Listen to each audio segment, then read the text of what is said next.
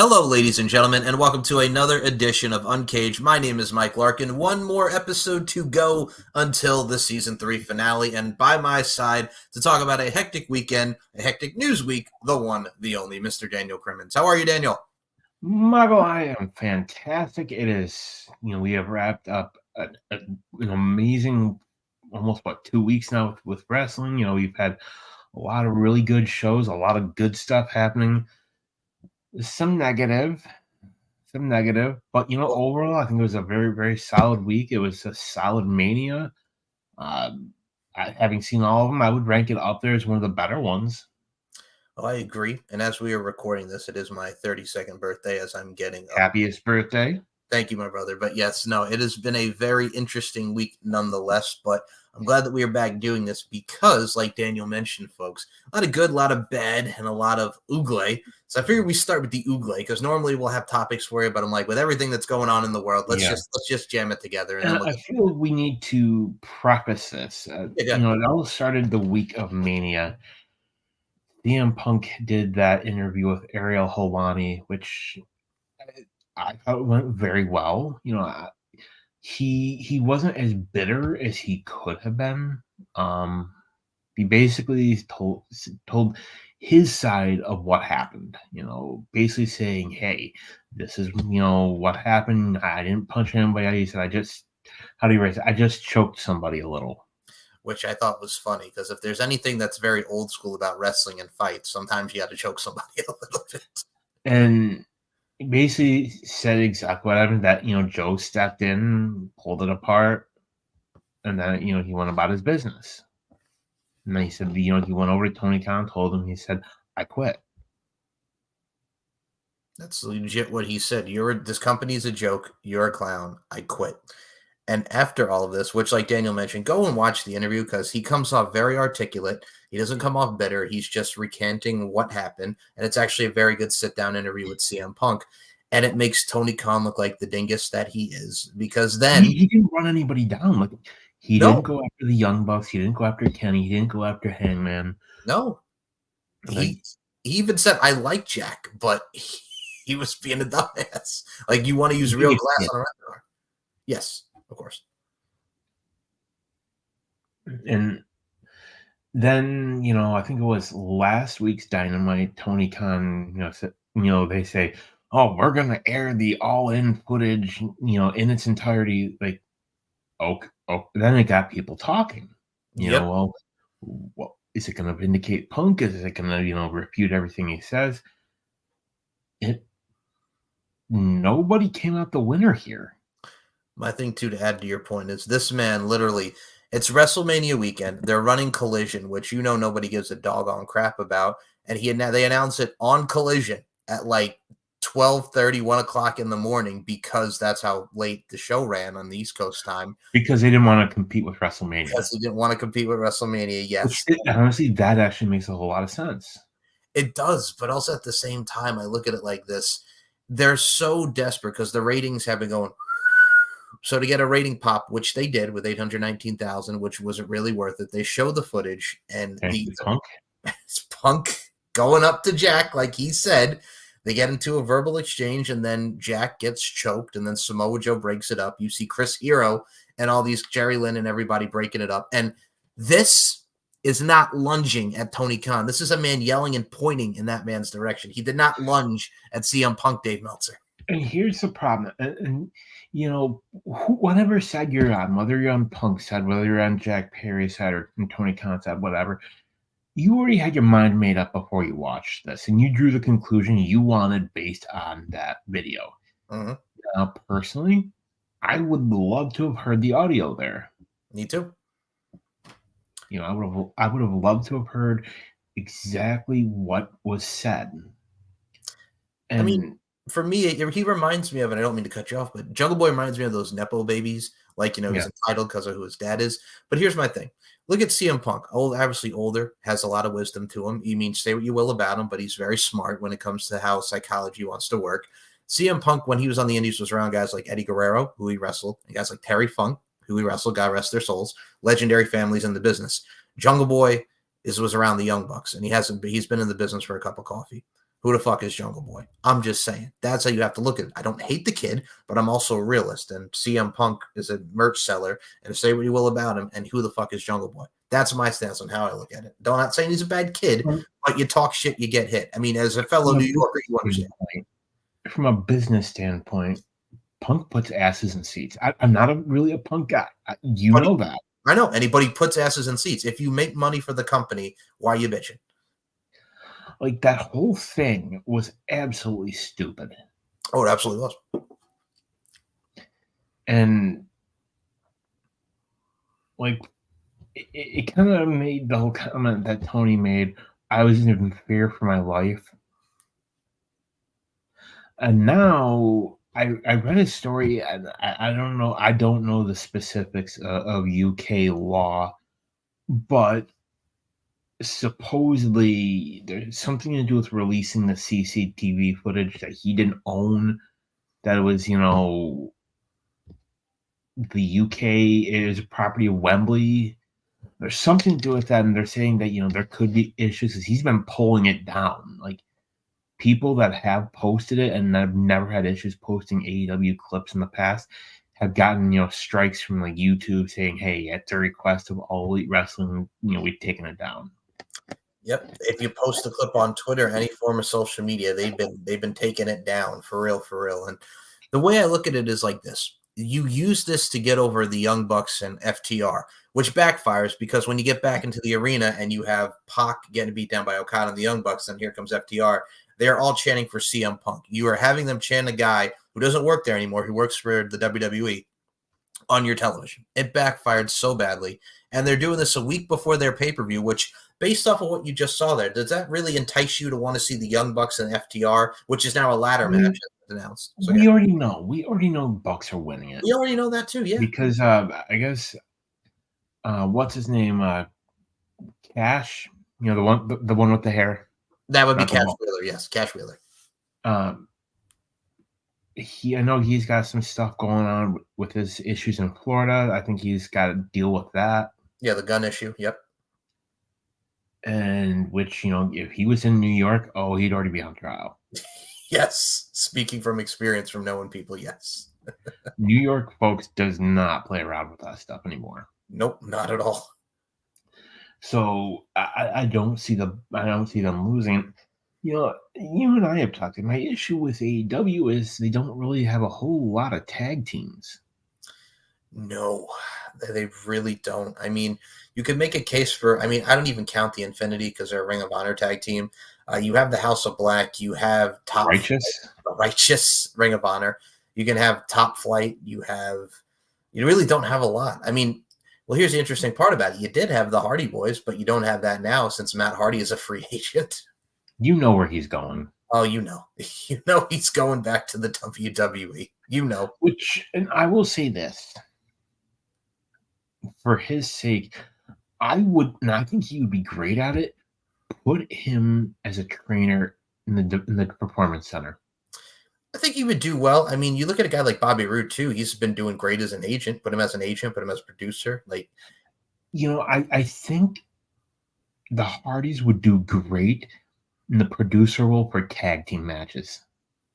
I 100% agree with you on that. And Jeff is going to now have to get out of there because Jeff is still signed to AEW. So now what does that mean for the future of Jeff Hardy? So, I don't know, man. I don't see him staying there by himself. I could see the Hardy Boys going back to WWE. Doing one last run. Don't wrestle a lot, but having like a run with all these younger tag teams and who we have now. Special attraction, Yep. Like the Hardys and the Usos, the Hardys against the OC, the Hardys against this team, that team. Do it. Just go balls to the wall.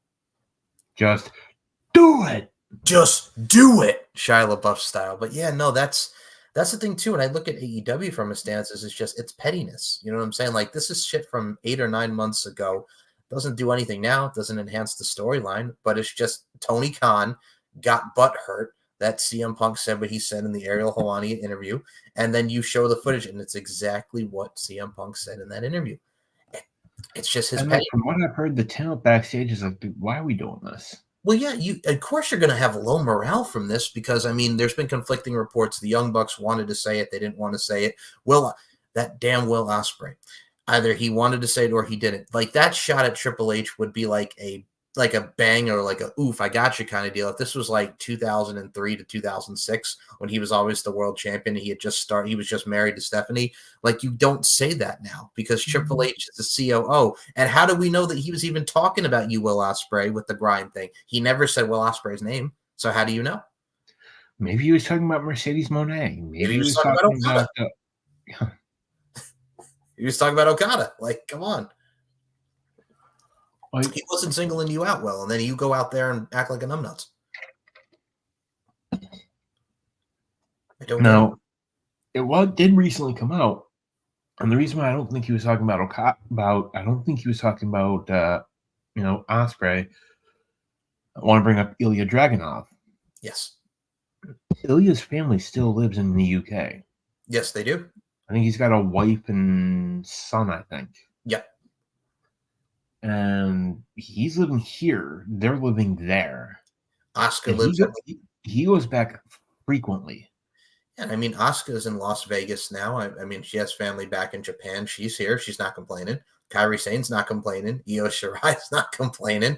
Gunther has. What I'm saying is, like, Ospreay's wife or partner and kid live in England. Yep.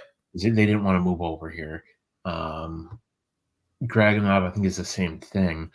And they're cool. WWE's cool with Dragunov. Like, okay, if you want to make trips. Well, yeah, and then you saw it on NXT when they were building the feud, like with Trick and Carmelo and Tony D'Angelo. Like you see him on FaceTime with his wife and kid. Yeah. And when we talk about Dragunov making his main roster debut on Raw, him and Shinsuke Nakamura was a great match. I really give me more of that. Me too. And I mean, I'm going to say this right now. First of all, Tony D'Angelo, I popped at the Sopranos entrance that he got at NXT Stand and Deliver. He did the damn thing. Tony D really killed it. I really enjoyed that match. See, what I love about matches like that is where you think it'll go either way. Like you think, oh my God, he's going to do it. He's going to do it. See, I love that. There's a time and place for when you're like, yeah, this guy doesn't have a chance. My thing too is the story of it is like Tony D'Angelo was like, no, I'm not going to use the knucks. I'm not going to use the knuckles at all, and then he threw him away and then he ultimately would lose the match. But it tells the story there of Tony not cheating, not really wanting to be the Don and do whatever it takes to be the Don of NXT. Like he's the Don, but he doesn't have the championship to make that Don really feel effective in that title. And I mean, Carmelo. Do I think he's going to get it? Oh yeah, down the line. But I think the guy who should take it from him is Trick Williams, who beat Carmelo Hayes, which was an awesome match. Now we have a cage match coming up, and then we got Trick and Ilya. Who do you think goes up first? Because you mentioned Ilya Dragunov and Nakamura. Do you have Ilya go up first, or do you have Trick? And we do have a draft coming up. See, I think it's going to be Ilya, because what they're saying is that with Ilya and Roxanne both going, with Roxanne, I think she SmackDown. I don't know if she's SmackDown. No, did she appear on SmackDown or did she appear on Raw? Oh, she was on Raw this week against Indy Hartwell. Okay. So I think the story I heard is that both her and Ilya are going up, which means they're going to lose their respective titles at the next NXT show. The next live or next PLE, which I can't call it a PLE. I can't. I'm so used to pay-per-views. It's hard to call them a PLE, but no, I agree. Like, they have Lyra feuding with Tatum Paxley now, the obsessed fan, if you will, kind of like Mickey James, but amplified. You have a lot going on there. I mean, I'm looking forward to seeing who Roxanne faces next. I like the fact that this heel Roxanne, heel Roxy, heel Prodigy, she fits it so well, and she's doing a great job this far. Oh, dude, absolutely. She's fantastic. And she's only like, what, 22? Early 20s, 22, 23, yeah. Much like Braun Breaker, what are your thoughts on, first of all, he beat Cameron Grimes last night on SmackDown, which was awesome, but the Wolf Dogs losing the tag titles after successfully retaining them, and now we have Nathan Fraser and Axiom as the tag team champions. I question the timing of it. Like, why didn't you do this At the like at the PLE. exactly? Like the timing is strange to me. But people are cheering Baron Corbin now. Which is so. And he's even said it's so weird to be cheered. He said like I said in interviews, he's like I don't know what to think, how to react to this. Like, Because he's been a heel practically his whole career, and he's but just you a know natural. what? It works. Like he can get over. Yep. This is probably his best run. We've said this many times. This is his best run right now. Just him Since Sad Corbin. since Sad Corbin. This is his best run. But man, like with that, like the women did their thing, like Thea Hale, Fallon Henley, and Kehlani Jordan, like they all did their thing against Kiana James, Izzy, and oh god, who the hell was the other chick? The other chick that's with them. Oh, JC Jane. Excuse me, JC Jane. Yeah. But no, like I like that story. Everything on Takeover, I think you can agree with me, had a nice story. Oh yeah. It made Over sense. Femi. Oba fucking Femi against Dijak and Josh. Was it Josh Briggs? Excuse me, Yeah. Josh. I keep calling him Josh Woods. I'm sorry, Josh Briggs.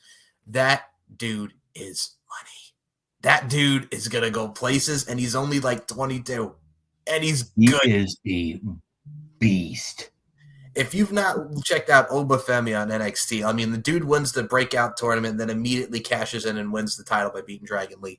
That dude is money. Like, dude, and he's not going to be in NXT long. I guarantee it. Like, if he's still there this time next year, I'm going to be shocked. Me too. I mean, it opens up more of a feud with Dijak as well because he beat Josh Briggs, so that's cool. But did you like how on the fallout from that, he's looking for challengers, and here comes big ol' Ivar in there with him. Like, I'm looking forward to Ivar and Oba Femi. Dude, I wouldn't be shocked if Ivar takes it. My thing is too, like ever since Eric's been hurt, like he's been killing it. Like he's been fucking stepping up. See, I like this. And this is why I never understood Vince's edict, where it was, if one member of the tag team gets hurt, take them all off TV. No, like you've built Ivar. I remember when it was Cash Wheeler, which was he Dawson? Oh no, that was Dax Harwood, who was Scott Dawson at the time. Yeah, he was just like they took both of them off because the bald one, right? Yeah, that's the bald one, and they took them both off the road because one of them was hurt. It makes no sense. Like they did it with the Usos, like when Jay was hurt, and they kept Jimmy on TV. They took Jimmy off TV, or no, they brought him and they had him do commentary a couple times. Like, yeah, they had Jimmy do freaking commentary for like a little bit. I'm like, why? And you could tell he wasn't comfortable. That's my thing. Like, you've built Ivar now as another monster, and when him and Eric get back together, you know it's going to be freaking awesome. Yeah, like I don't get it.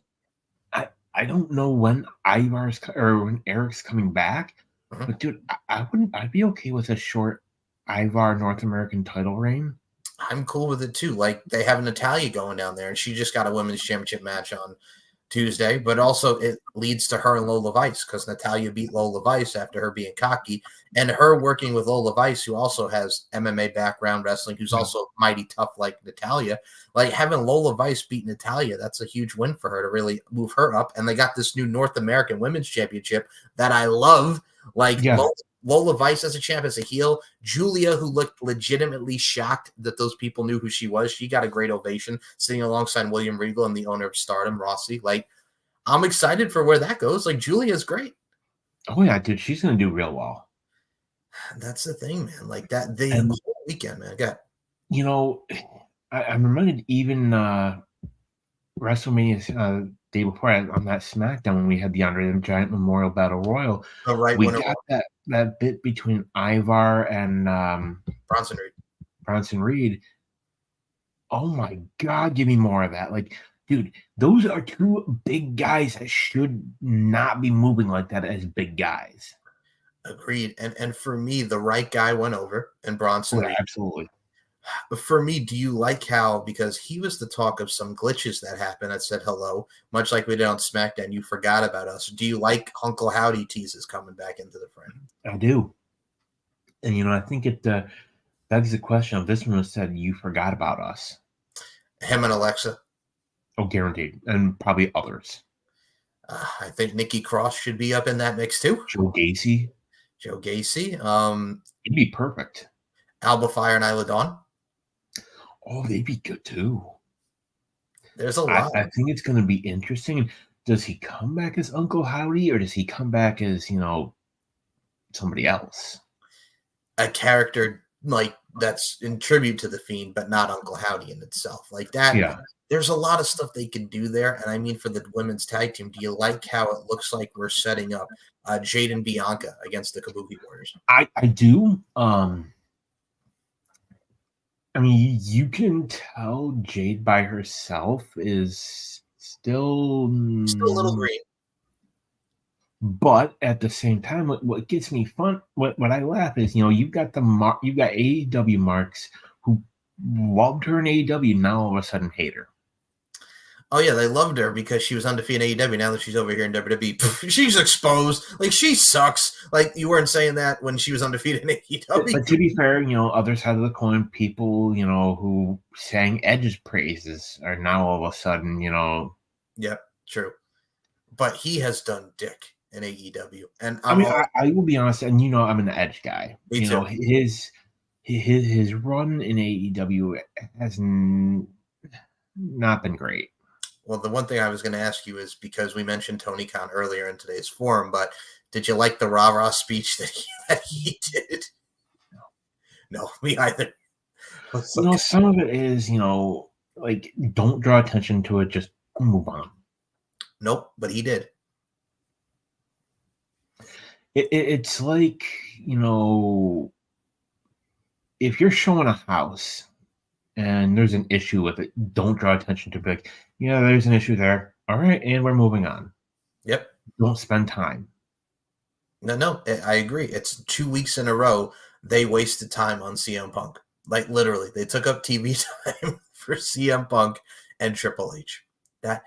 That's what pisses me off about that company. But I mean, are you looking now with Jack Perry, coming out at the Windy City Riot or whatever when New Japan called their Chicago show, and him trying to hit the GTS? I saw that. If he wants to do that, and if he's able to transition that into to something cool, good for him. I mean, they did the Crimea River and all that good stuff. I mean, if it gets him heel heat, it gets him heel heat. It gets him more over to the Japan. See, here's the thing. That's only going to work for so long. Yes. It's like you have to find more than just being the CM Punk troll. And, should they bring him back into AEW? They got to do something with him. Well, that's going to make me ask the question, are you looking forward to Dynasty next week? Not really. I'm kind of very iffy about it too, to be honest. I'm going to talk about honestly, I think Swerve needs to beat Joe. That's my thing. You have to have Swerve become the first African-American World's Heavyweight Champion in AEW, and he's white hot right now. Like, he should not. He is probably one of the biggest stars in this, not just AEW, but in the industry. He's really up there. Like, he's white hot. This is the hottest he's ever been. So honestly, like, here's we talked about FT. I honestly could see Jack Perry come back and help the Bucks win the tag titles. Knowing how Tony Khan thinks, yes. I mean, if you're going to bring him back, that's how you do it. And then the new elite, if you will, is the Young Bucks, Okada, and Jack Perry. Yeah, like, dude, honestly, it makes sense. Like, I think for me, the whole moments of the weekend, Mark Briscoe and Eddie Kingston having an amazing match. And Mark Briscoe winning the title. Like, finally winning, the title, and, paying homage to his brother. I think that he even came out to their old theme, Give Me Back My Bullets from Leonard and Skinner, if I'm not mistaken. Yes, he did. Tony Khan's like, money well spent. I'm going to buy it. You know what? I will say that about Tony Khan is that, he goes above and beyond. He does. And you know what? He does the right thing. There was when Bray Wyatt died, he, hired a private jet for, any AEW talent that wanted to go and still come back and do the show. Mm-hmm. That to me is classy. He could have been like, "You didn't work for me." That's the thing. We make fun of Tony for being a mark, but he does have some admirable qualities about him. As a person, I think he's a great guy. Agreed. Everybody that has ever met him is like, yeah, he's a cool dude. Well, CM Punk said the quote of that interview: "He's not a boss. He's a nice guy." I agree with that. I think he's a nice guy. Nobody's denying that. It's just the way he thinks about wrestling. Yeah. But no, I love that. And I hate to keep harping on Punk, as he said, when he was there, he was performing for a niche audience. Mm-hmm. Do I think AEW has got a lot better than where they were? Yes. But I think part of it sometimes is who is advising Tony? All right. Well, this also brings me to the quote. Did you like the fact that Punk took a shot at Dave Meltzer? Like, if you're going to perform for a goof for 5 stars in an arena that's half full, we're not in the same business. Yeah. Because, dude, honestly, like, I've never understood that. Like, the whole, this match got 5 stars. Oh, that's a 3. Who cares? Like, people rely on Dave Meltzer. I don't get it. What I will say, we talk about WrestleMania. To me, the biggest letdown match was Jimmy versus Jay. Yeah, I think first of all, the right person won, and Jay. Yeah, absolutely. For me, it felt short. It felt like a little too much. I don't know. It felt like off. You know what I'm saying? It felt off. To me, like, this has been going, like, the build just has been weird for the match. Like, you could have had this go, like, build it all the way back to Jimmy, or when Jay fought Roman in Hell in a Cell. Yep, you could have brought it back. And Jimmy, threw in the towel, all that. You could have done that. Well, they focused it on the SummerSlam match, and then Jay, super kicks Jimmy, and he's like, "I'll always be your big brother. How do you think it made me feel watching you win the tag titles with someone that's not me? How do you think it made me feel like, you left me?" And it's like, bro, you decided to stay with the bloodline because you had nowhere to go, and your brother was flourishing. So it's the jealous brother, but I'm your big brother. You should listen to me. And Jay's like, dude, we could be the Usos again. So it had that. It was kind of all over the place with the build, but you just wanted to see Jay whoop the dog snot out of Jimmy, and he did. To me, this would have been better at, I said, like a street fight or an Extreme Rules or something. Give us something. And it felt kind of slow and kind of very like, okay, we're here. It had some super kick moments. It had the I like the story of, I'm sorry, and then he suckers Jay in and hits him with the super kick, and then he hits the Uso splash and he kicks out. Like, that was cool for the storytelling purpose. But yeah, everything else besides that was kind of meh. I think they should have involved Rikishi in this. I would have loved to seen that, but I think we're going to get more of that now with how Tama Tonga is now with yeah. We're going to get it. We're going to get too. I think Sammy versus Gunther, I thought was great. Great build. Epic. Now, here's the thing. I laugh because you and I are both, we love professional wrestling. We love the indies. We love wrestling as a whole. Mm-hmm. That people like, oh, that was a botched spot. Like, that brainbuster he did was what he used to do when he was El Generico. He hasn't done that in years. Yeah. He knew what he was doing. And it led up to, Gunther kicking out of the haluva kick and then doing another one. And then finally, Sammy being the one to topple the Giant. If he doesn't go after Cody next, that writes itself, that feud. That feud writes itself. But here's the thing. Do you have it be like as a result of winning, say, like Money in the Bank? I think that would be cool, but if also I'm looking at before we even go to a world title thing with Gunther, I would love to see them, since Sheamus is going to be back on Raw, I'd love to see them run it back with Gunther and Sheamus. Have a banger after banger after banger. Yes. I think that would be cool. I mean, I'm all for, we saw it now. AJ Styles and LA Knight, winner faces Cody. Cody and AJ, you could bring in the fact that they were both in the Bullet Club. Like, you could tie some stuff in there, and Cody and AJ would be a great first opponent for Cody. Oh, absolutely, dude. I would love that match. There was that. Honestly, Mania Night 1 was good. I mean, Becky versus Rhea, not bad. I still say the right person won. This woman wrestled with 102-degree fever and strep throat. Becky Lynch. And Rhea having a panic attack. Yes. And they put out a banger. And I said this to the guys, I will say this to you. Yes. Rhea Ripley is this generation's Trish Stratus. Or Chyna. Better than that, yeah. She is this generation's Trish, this generation's Lita.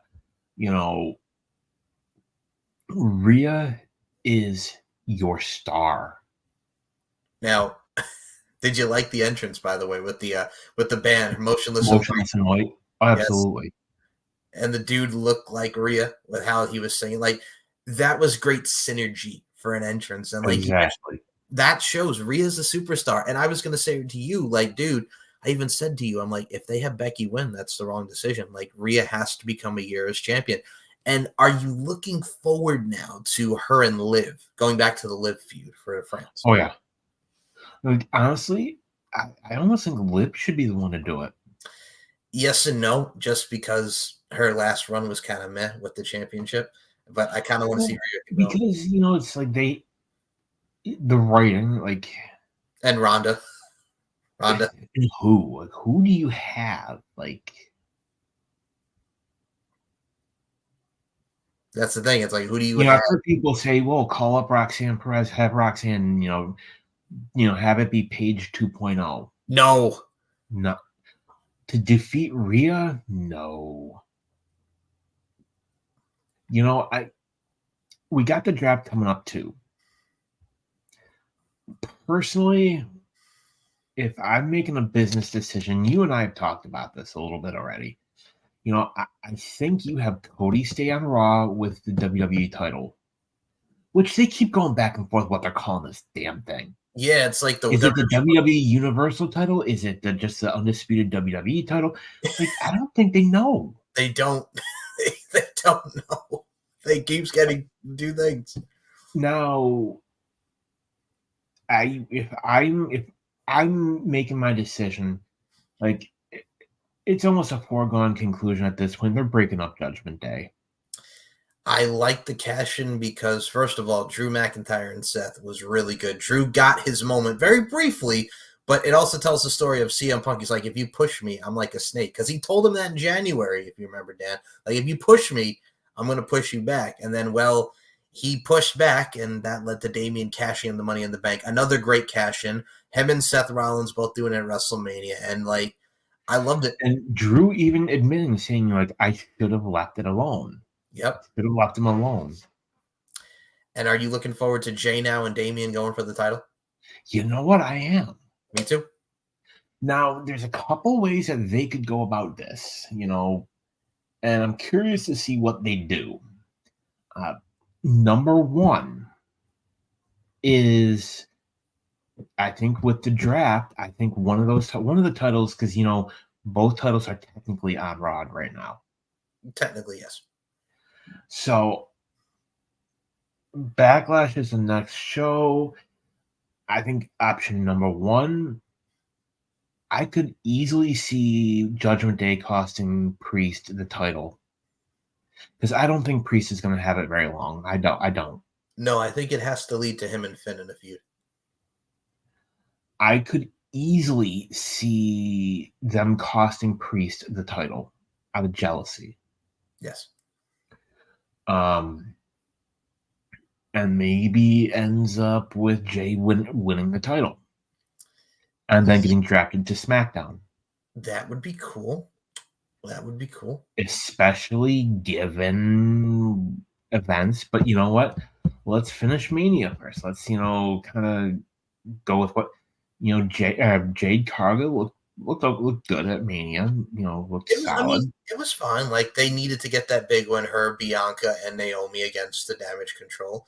I think Bailey beating Io was the right decision to have her win. And now I'm going to say this right now.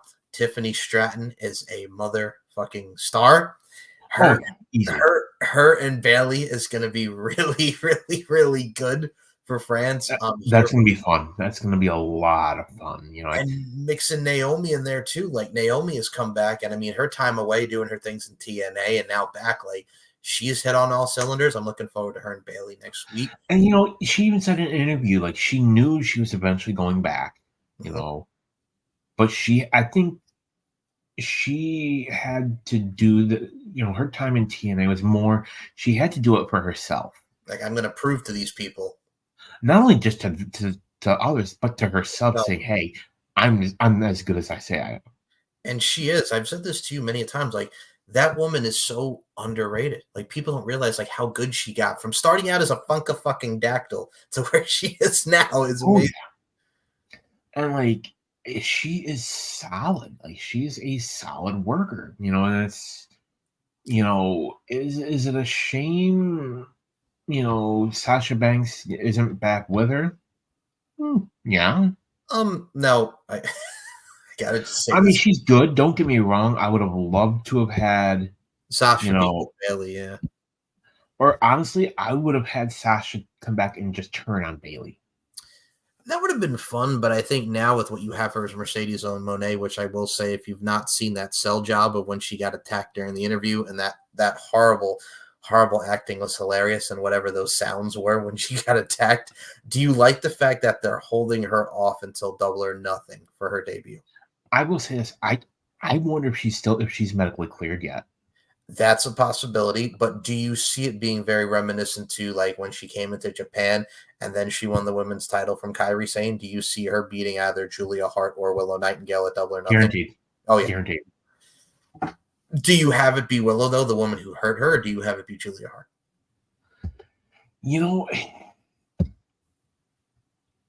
Here's the thing. It'll probably be Julia Hart, but it should be Willow Nightingale. Agreed. Because I think you have more of a story there. And I think with me, it's like I look at, because they're doing that next week at Dynasty, I look at it like this, dude. Like Julia Hart, from where she was, another one, is amazing. Like she's fucking red hot right now. Like, even her with House of Black was just absolutely perfect. And it worked. It worked, man. And Willow Nightingale's starting to come into her own in a way. She is. And it's, she's somebody who has gotten so good, and it's,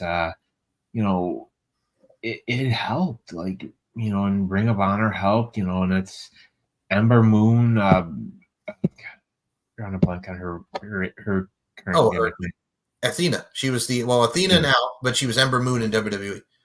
Absolutely fantastic, and she's somebody that I think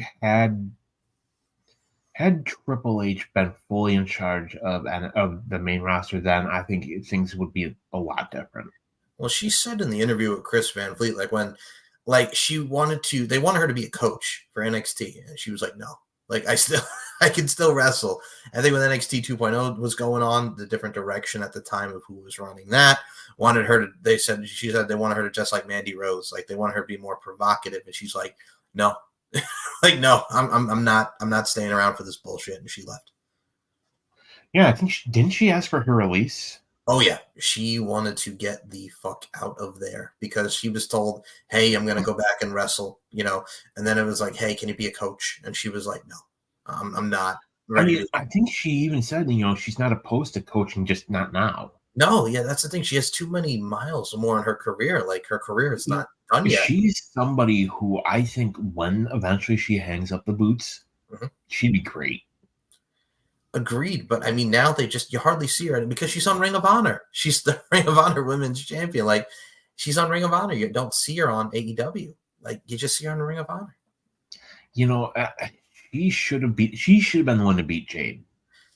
That would have been fire, but the problem is they were so into Chris Statlander, which I understand with looking how her. I like Chris Statlander. I like her too, but it's so interesting to see what the direction that they're going with everything now. And I mean, you mentioned direction, man. Like we mentioned LA Knight and AJ Styles, which I will say great. Yeah, Yeah, great showing for LA Knight. The right person went over. Great match. Great match.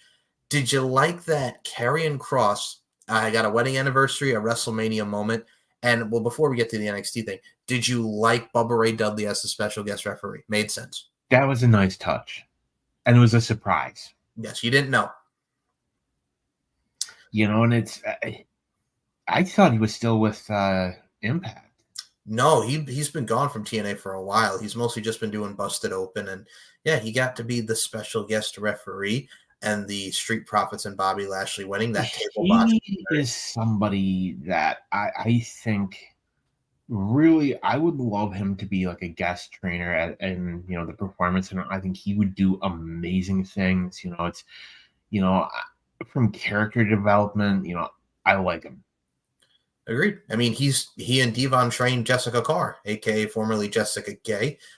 Jessica K being the referee for WWE, Lady Ref Jess. They have such a mind. People say what they will about Bubba Ray Dudley, but he does have a mind. He's smart. Karrion Kross, what do you think about the Authors of Pain now in NXT going for the tag team titles? I like it. I think put Kross in NXT, like him and Dragunov. I have him be the one. I like it. I like and that. And then you have, have them recapture what he was in NXT as an unstoppable monster. Yes, like when he was the champ during the pandemic and the 2 runs. Yep. And then you have Trick Williams be the one. I like that, man. It's just I think honestly, because you said they're doing a cage match, Carmelo and Trick, right? Yeah, next week. I think you have Carmelo go up. Uh-huh. Maybe you have Trick Williams beat Obafemi for the North American title, get more of a run with that than the couple days he had. Yes, when he beat Dominic. Was stupid. Like, why? Yeah, you had him as the North American champion for 3 days. Okay. And then drop it right back to Dominic. It was supposed to. They wanted to do an angle, but I mean, yeah, it was whatever. It was whatever. But no, it's interesting to me because I mean, we had a lot of good stuff like with Mania as well. We mentioned, but we'll get to the story in a second here. But I think The Rock and Roman against Cody and Seth was really good. Oh, that was a fun match. It was fun, and The Rock now has that victory over Cody, and it looks like we're going to get Cody and Rock maybe SummerSlam time period. I like that little exchange. Yeah, everything just made sense like on that card. I mean, I know I'm probably Logan Paul, Randy Orton, and Kevin Owens was very fun. I Show Speed this time was in the Prime Bottle. Did you even know who I Show Speed was? No, me either. I know he's bringing in like streamers and YouTubers, but I don't know who this mofo is. And he started barking at Randy Orton. I'm like, what the fuck? Like, what the fuck are you doing, man? Orton just beat the dog shit out of him. He booted him and just RKO'd him with gratitude because he was like, fuck you, bro. Fuck you. Like, I thought we were going to have another Singh Brothers incident. Oh, I was waiting for that with how he used to throw them through the table. Jesus. Like, I remember seeing an interview with Orton where he talked about that. He said, that was my reaction. He's like, I didn't mean to throw him that hard. I could tell. And I mean, speaking of, you see, you just flung him, just like, whoosh. as the kids say, he yeeted him. Yeeted him. Did you like the ladder match? Because I did. I liked that Grayson Waller and Austin Theory won the SmackDown and Awesome Truth won the Raw one. And the tagging in of R-Truth segment, like a hot tag got a pop. It did in a ladder match. A ladder match. Nobody other than R-Truth could make that work. 1000%. And it's the thing of it is, like, Truth is somebody that he can do the serious. Like, we've seen his work in TNA back in the day as Ron the Truth Killings. Truth is former 2-time NWA World Heavyweight Champion.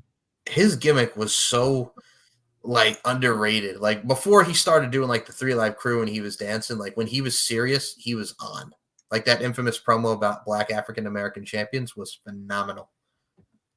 Dude, I think The temperature, the climate of the country right now, I think he could do it. I think he I could get over.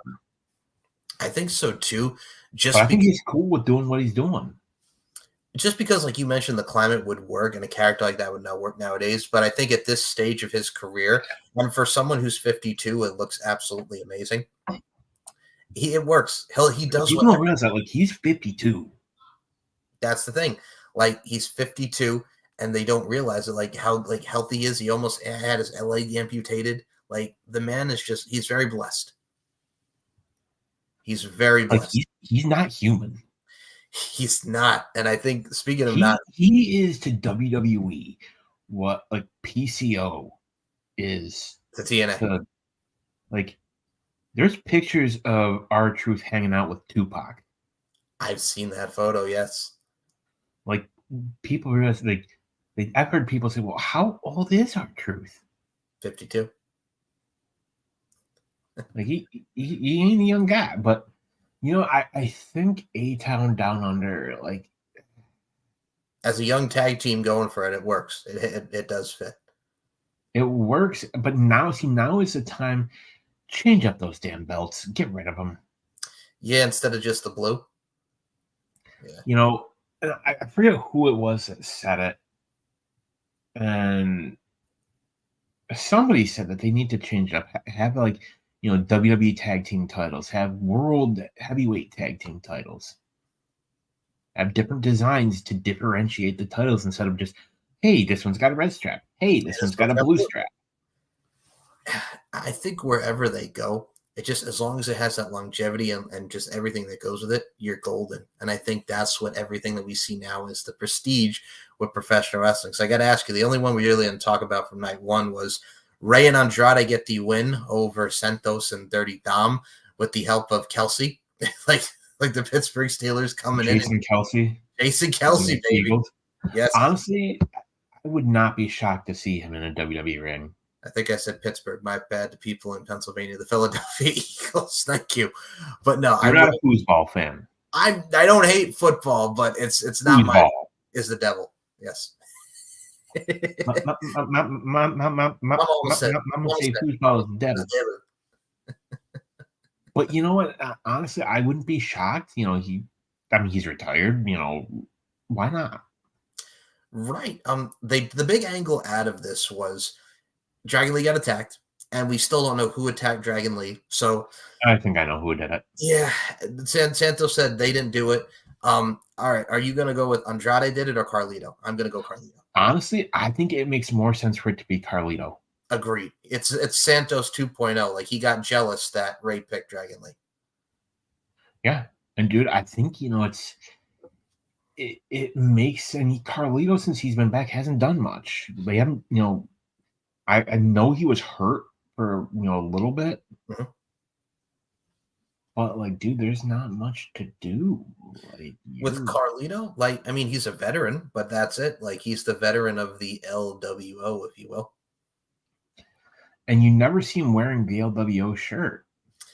No, it's just like he wears like the normal stuff and everything that really encompasses what he does on the Carlito brand. And I think with that, like, for me, I've always enjoyed, like, we've seen Carlito throughout his career as a babyface and a heel. He works so much better as a heel. Honestly, I would put him with Legado del Fantasma. I think he'd be a better fit there. Agreed. And I mean, for me, I like Andrade as a face, and being with Ray and being around that crew, like, it helps with Andrade. So exactly. And having him back with Zelina makes sense. Oh yeah, absolutely. That tie-in when they hugged on SmackDown, that popped me. But yeah, man, like, if you look at this weekend, and I mean, of course, this last thing we'll talk about for WrestleMania, then we'll go on to other stuff from the weekend. But like we mentioned, The Rock making sense, pinning Cody, him and Roman beat Cody and Seth. Yep. Great storytelling with the Mama Rhodes, and this one's for Mania main event. The Mania main event of Cody and Roman. Cody finally finished the story. I'm not pissed because a lot of people wanted Stone Cold, but we got The Undertaker, and it was still awesome at the same time. It made sense. Look at the history. Who are the two people who beat Undertaker at Mania? Roman Reigns and Brock Lesnar. We weren't going to see Brock. True. I think had the lawsuit not happened, he'd be there. I think Brock would have been there. Or if it had been anybody, if Brock hadn't been named in that, if it had been somebody else, I think Brock would have gotten involved. Correct. But it made sense. And they said that, financially they couldn't come to, an agreement with Stone Cold, which, whatever. I think Undertaker was very last minute. Also, if you think about the final boss, the really true final boss of being there for years and just the ultimate is the Undertaker. Is the Undertaker. I mean, like you mentioned, he has history with Roman Reigns from WrestleMania. He has history with Rock. He has history with The Rock. Because if you remember Backlash 2000, it looked like Rock was going to win the title. Undertaker comes back. Yep, Judgment Day 2000 as the American Badass. That's what it was. It was Judgment Day, now I think about it, yeah. And you think, because that's right, Rock won the title. At Backlash. And they had the rematch, the Iron Man match. It was a tie. Undertaker hits the chokeslam, causes the DQ. Triple H wins it via disqualification. Right. Yes. So, there's a history there. It made sense. And honestly, I'm not a huge Rock fan. I would have been fine if he didn't come back. But the look on his face was priceless. Like he knows how to work a crowd. His facial on the choke slam was even better. It was so good. I will say this about The Rock, because Rock, I think, is like 51, 52 as well. Yeah, he's 51. He's not a young kid either, but he trained with Gallus from NXT. Wouldn't be shocked if they get a call up. Right. And I mean, he's had many different camps, like he mentioned. Like he set up a camp everywhere he went. Like he knows what he's doing. And I thought he had a real solid match. I think, there's a lot of stories that can be told coming out of this, and we saw the beginning of that on SmackDown. We saw, which I will say this, we talk about Raw. That segment on Raw ran way, way, way, way, way too long. It was 43 minutes. I like how they go to ask for the belts, for each other's belt, not if I can wear yours first. And then this is awkward. This is awkward. Yeah. And you got to remember, Rock introduced the first iteration of the title that Cody has. Yes. When it was switched from the spinner to what it was known as the big logo. Your favorite belt, the spinner belt. Which I guess initially Punk was supposed to introduce the big logo, but it wasn't ready. Like it wasn't. Now here's the thing people need to understand. Like they have belts ready and well in advance. They won't debut it until the replicas are ready. Yep. The US title, for example, before MVP that kind of thing brought it out. It was ready to go for, I think, months, but there was an issue with the replicas. Right? They weren't ready. So, they had to keep it off TV because they want to almost as soon as that title debuts, boom, you see replicas on the shop the next day. No, you're right about that because I remember, this is pandemic era. I forgot MVP was the U.S. champion in the pandemic. No, he wasn't. It was, what was his name? No, Apollo Crews won, and then then MVP beat Apollo Crews because I think Apollo Crews, it was Apollo Crews and MVP, but they were waiting for the title. Yeah, Apollo Crews or MVP stole it. Yes, I don't want to think about the pandemic era of wrestling. Good God, it was so bad. Crazy times. But no, like you mentioned, John Cena getting involved in WrestleMania and him taking out Solo, which made sense. The Rock bottoming John Cena. It was essentially Avengers Endgame. That's what it was, and it hit on all cylinders, man. And I want to harken back to 10 years ago. one of the last people to come out, we hear Sierra Hotel India Echo Lima Delta Field. We get the Shield music, which, people thought it was going to be John Moxley, and it's, Tony Khan, somebody asked him about it, if, WWE contacted him about it. He said, no, they never approached him, which they probably would have said no anyway.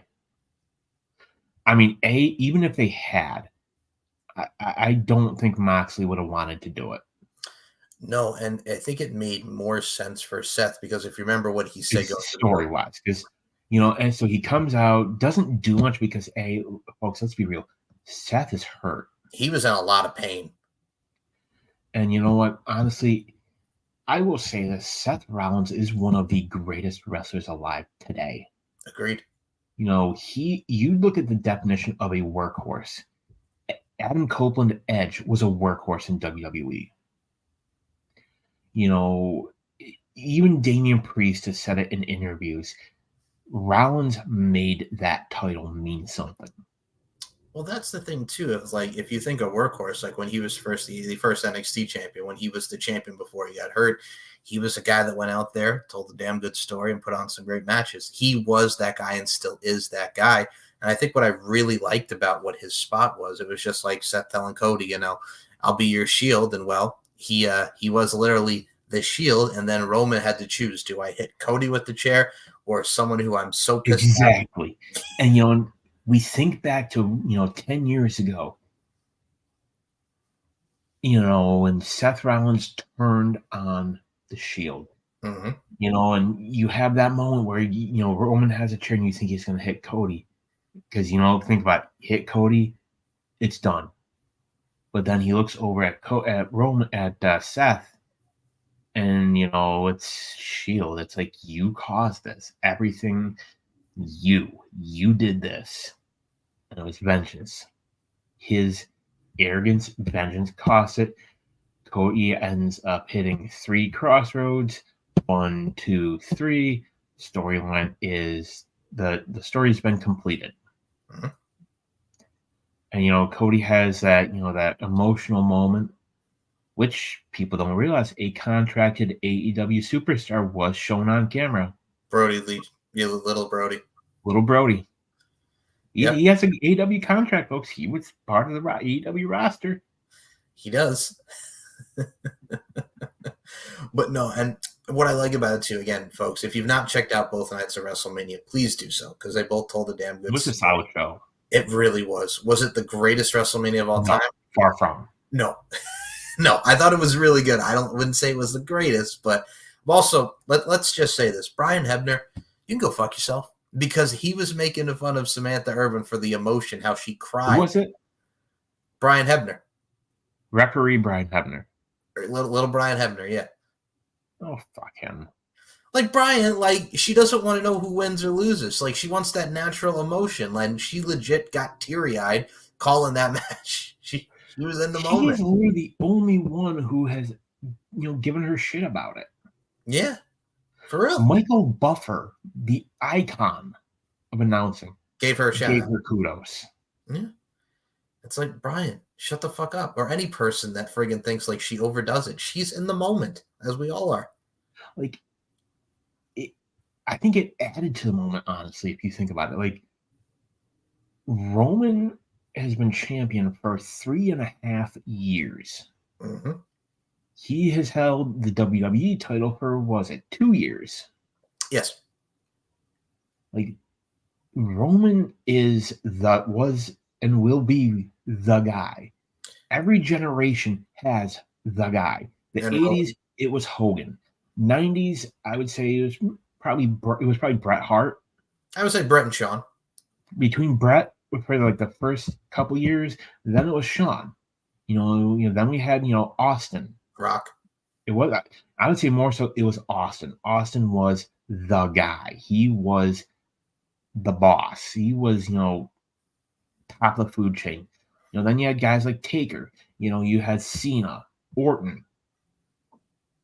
This generation, it's Roman. It was his yard. which I'm glad you brought that up, because isn't it crazy? Like 7 years ago, we were chanting "fuck you, Roman," and then 7 years later, we're now chanting "thank you, Roman." Exactly. And I think what we saw was a soft face turn, which I'm really looking forward to, especially because after the third crossroad, you see it. Roman's smiling. oh well, he knows he's happy to be done. He's happy in the moment. He loved it. Not only that, but I think he is happy for Cody. After what Cody's done, absolutely. He sees somebody that went away, improved, proved. What does Cody say? He at one time undesirable, now undeniable. Yep. And he is like, we always knew Cody was a talent. Both he and Dustin are. Yep.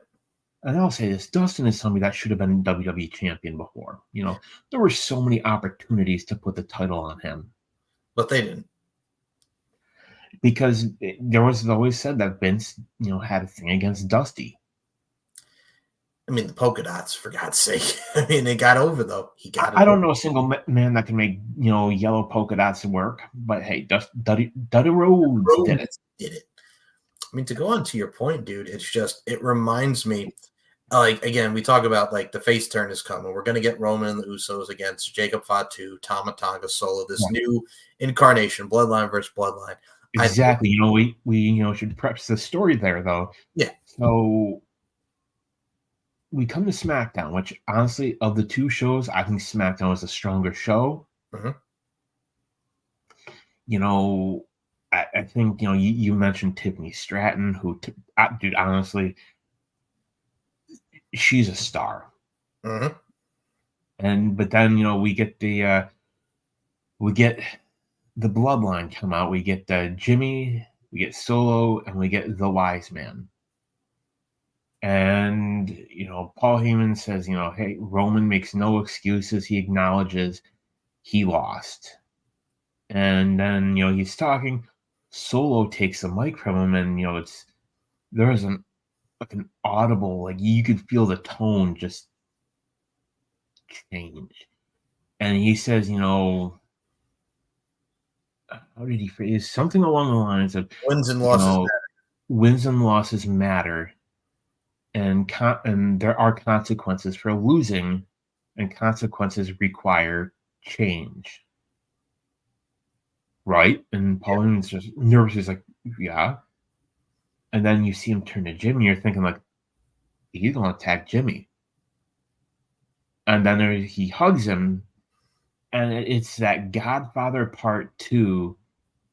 The classic, I love you. You broke my heart kind of, I know it was you. You broke my heart. And, like, you're just like, he hugs him, but you're like, oh, okay, something's. I honestly expected Solo to turn around and hit him with the spike. Yep, but no, that's not what we got. You see him blindsided by somebody, some hooded person. At first, you're not sure who it is. I thought, well, could it be Jay? Be interesting the way of doing it. Mm-hmm. But no.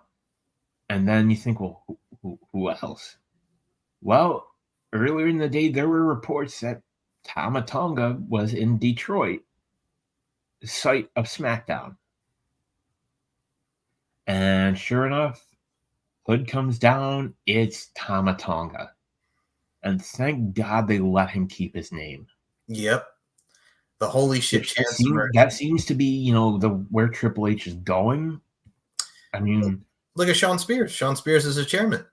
Yeah. We got Jade Cargill got to keep her name, which I don't think that's her real name. I could be wrong. But the thing, too, is, like, she keeps the entrance. She keeps her name. Chelsea Green is still Chelsea. The music sounds almost the exact same as her AEW theme. Yep. Although I do like her AEW theme better, by the way. True. I mean, I agree with you. But I think what was very telling about it, besides, like, he puts the chair over him, does the hip attack, takes him out, smashes the phone after Paul just does call Roman Reigns, but it's very nervous. He says, "Call Roman Reigns," and then just the backstage. Did you see the backstage segment? Yeah, and he's like, so folks, there's a backstage segment. Kayla Braxton, is waiting, trying to get word from Paul Heyman. Heyman comes out nervous, and she says, "Oh, is Jay, what's his condition? Is he any better?" Paul just shakes his head. So Tama Tonga comes up and just says, "By orders of the tribal chief." Walks away. Then Solo comes up, mean mugs him, with the kind of like thumbs up, thumbs down, like basically he's like, "You want one too?"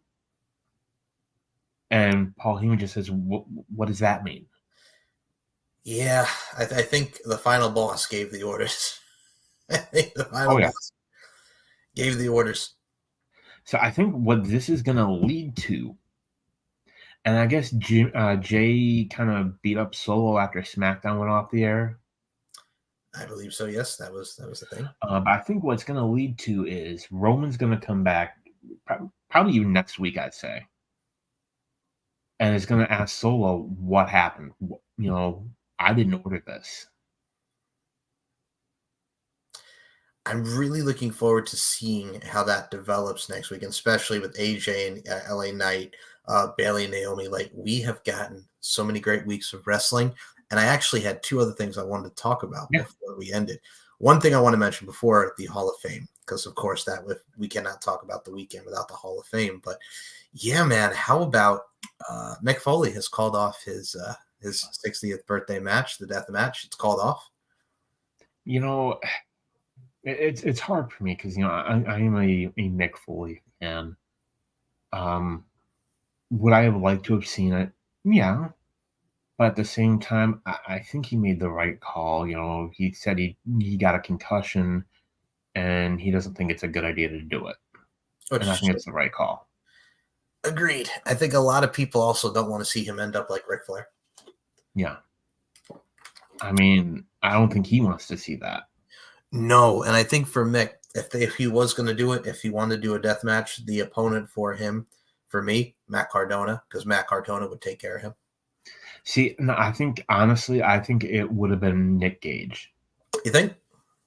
I mean, Cactus Jack versus Nick Gage, literally the king of the deathmatch tournament versus a guy who calls himself the deathmatch king. Yeah, I like the that. God of this shit. I feel you. Okay. But because the reason I say this, if you're going to do a death match, you need somebody that is experienced in it, knows what they're doing, and can make somebody look good. Mm-hmm. I mean, he made David Arquette look good until David Arquette freaked out. Yes. I mean, Gage even said it was fine. He freaked out, and that's where it went wrong. Yeah. Which also, I will add to that, Game Changer Wrestling. We saw Charlie Dempsey in action, and we saw Shayna Baszler beat Masha Slamovich. Give me more of like these working relationships, man. I'm down for it. Now, it's said that Nick Khan has given Triple H the green light, to forge relationships, So we've already seen them work with All Japan, with TNA. Mm-hmm. Now GCW, Nick Khan was photographed with Brett Lauderdale, the owner of GCW. Do we get like the WWE kind of forbidden door? Like, this never would have happened under the Vince McMahon era. It just wouldn't have. He wasn't about that. Well, Triple H is all about working with people. I mean, we saw what he did with ICW in Progress with NXT UK and bringing it back together. That's the thing. You need more of that. You really need more of that. And I think we're going to get an NXT Japan with Rossi, like we saw the gentleman from Stardom. Yeah, they've said that's probably what we're getting is going to be the NXT Japan. Which I'm all for. I am all about it. Oh, same here. Like, dude, I think it's a great idea. And, Rossi, is what happened in Stardom is, I know there were some allegations against him, but that he had, tried to steer talent to WWE, this and that. Whether it's true or not, I don't know. And quite frankly, I really don't. I don't keep up on that style of wrestling. Really, I don't watch enough Japanese wrestling, which I want. I want to watch more of it because, dude, it's incredible. Oh, it is, but I think to the realist and to the fans who are not as diehard, they don't watch a lot of Japanese wrestling, and there is a lot of good stuff which I recommend to people. But it's just like we don't have. There's a lot of wrestling. We don't have the time to take it all. There's wrestling on almost every day of the week. Yeah, and it's hard. Like for all of us on Monday, NXT on Tuesday, AEW on Wednesday, Impact on Thursday, AEW and WWE on Friday, AEW on Saturday. I think Sunday's the only day where there's nothing. Unless Tony Khan runs a pay-per-view. So really, next weekend there's gonna be wrestling every night of the week. Yeah. Yeah. Tony, please. Oh God, it's on a Sunday. You know he's gonna go to like midnight, and then he's gonna be at the friggin' media scrum for 2.5 fucking hours just being Tony Khan. I don't understand the media scrims after every show. I mean, I understand big shows like but the problem for WWE like Mania, Survivor Series, Rumble, things like that. I understand Mania, that. Mania for both. All out, all in, the big ones. But yeah, he does it after every show, that being Tony Khan, because he just wants to, get everybody in there. And oh my God, wasn't it great? Because that's how he's got to do. Everything's great. I mean, I will say, Eddie Kingston versus Mark Briscoe was a great match. That was a lot of fun. I enjoyed it too. Like again, it was a great weekend of wrestling, pure wrestling. I've said it before to you, and I've said it to the guys. I think we're headed to a boom period. I agree, and the Paul Levesque era has begun. We're in a boom. We are in a boom, and I mean, and we talk about Forbidden Doors. Let me ask you: do you think Triple H would be open to an AEW crossover? No, no.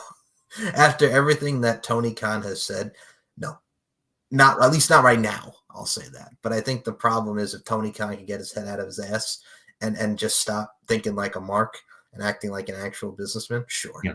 Now, no. I think honestly, both parties need to pull their heads out their butts, and there is money to be made. Oh yeah.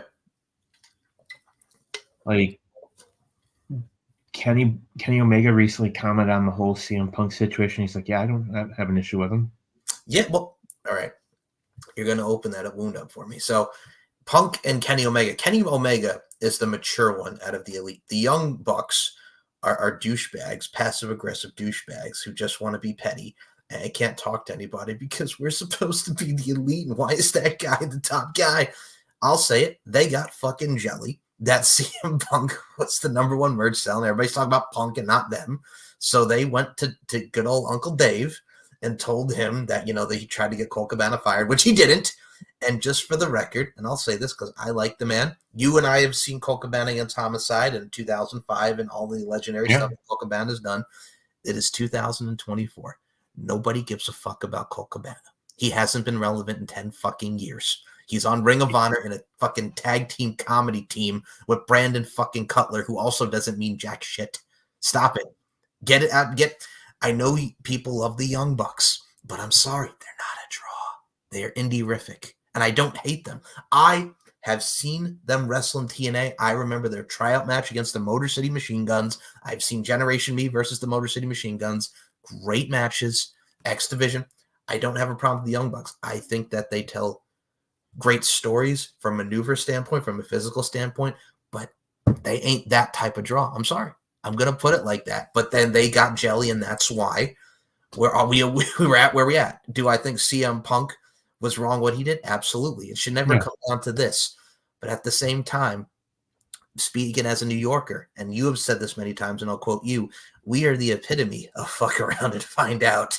And CM Punk got told, hey, why don't you do something about it? Well, he did something about it. So that's all I'm saying.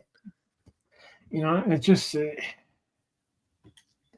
I keep thinking about that tape, and everybody already had their conclusions made up. It wouldn't have mattered. No, and I think to go to something that does matter, and this will be the final thing on the show here, the Hall of Fame. If you guys want to watch just watch the Paul Heyman speech. Just watch the Paul Heyman speech. Roman comes out. gives a great speech. Paul Heyman comes out to the ECW music.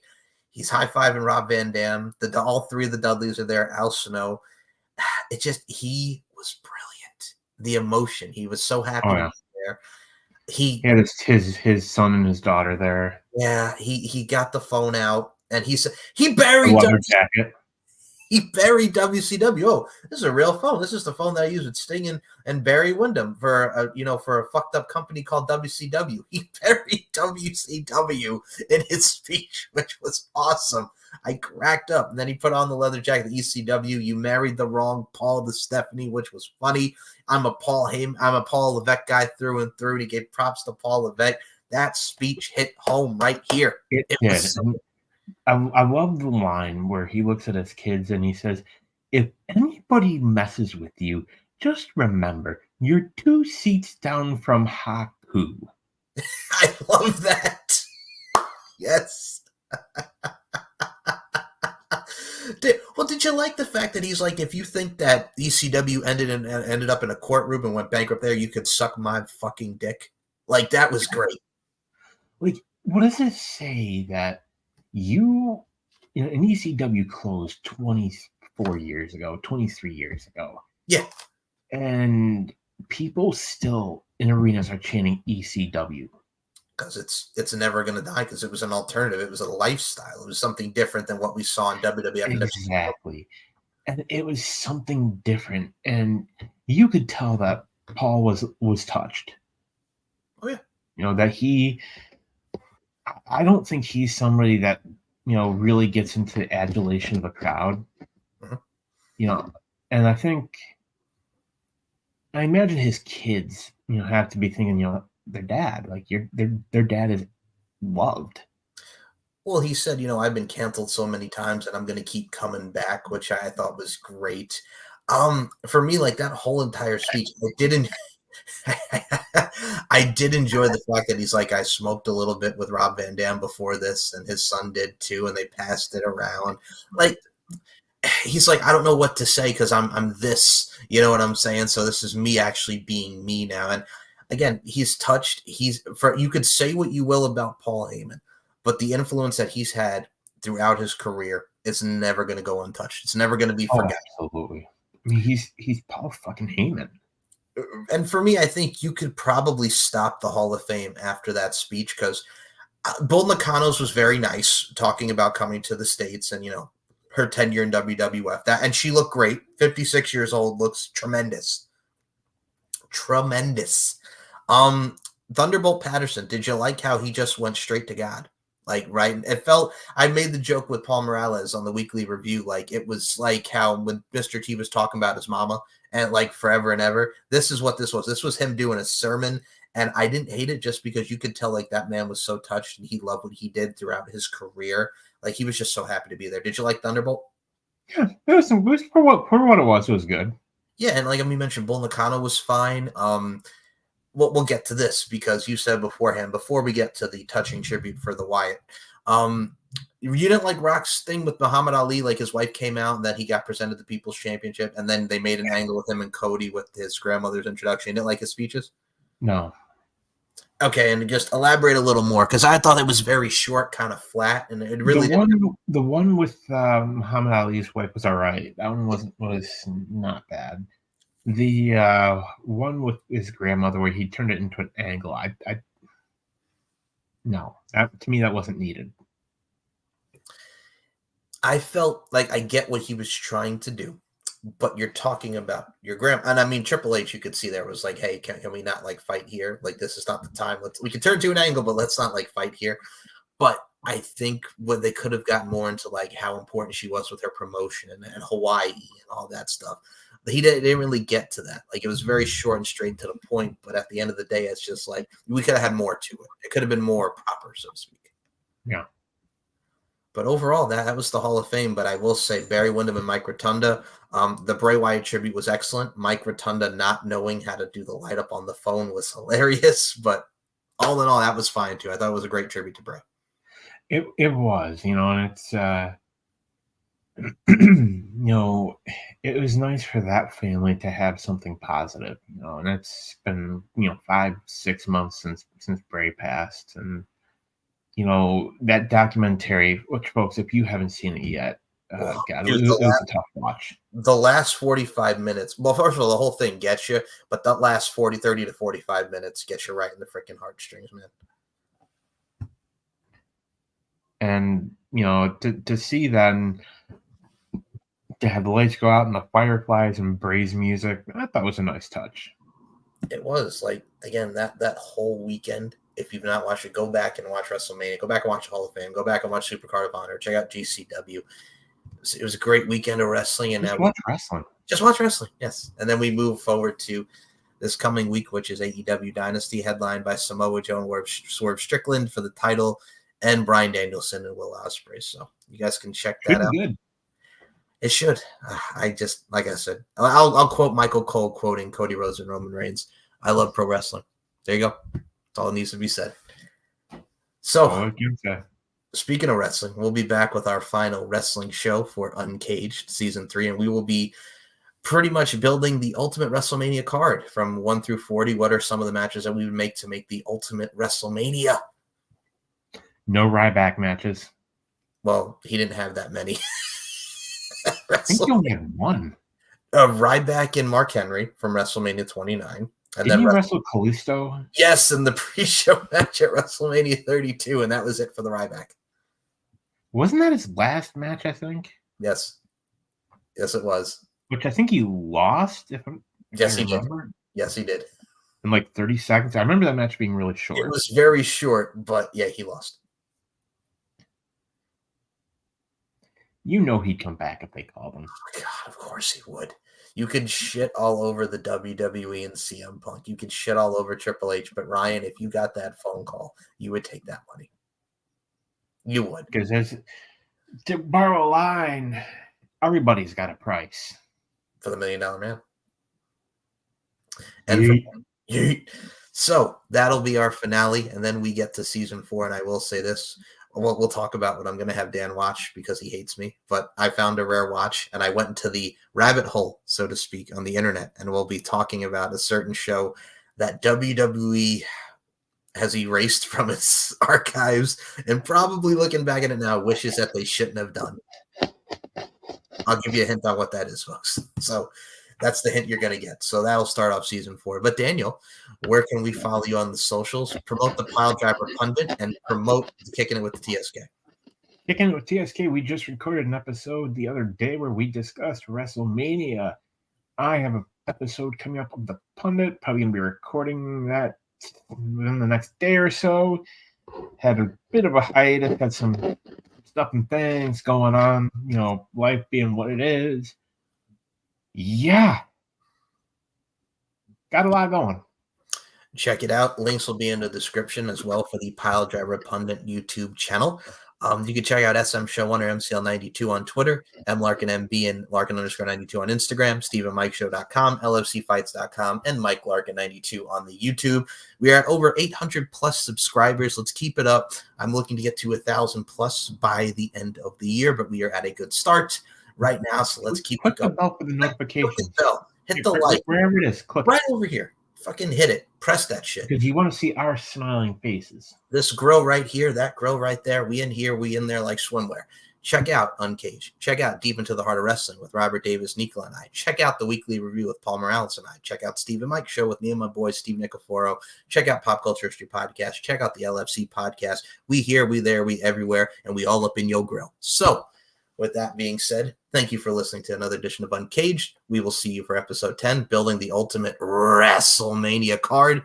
And then that'll conclude season 3 of Uncaged. But Daniel, we are here, we are there, we are everywhere. I love you, my brother. And thank you all for listening. And we will see you in the season finale. Yeet. Yeet.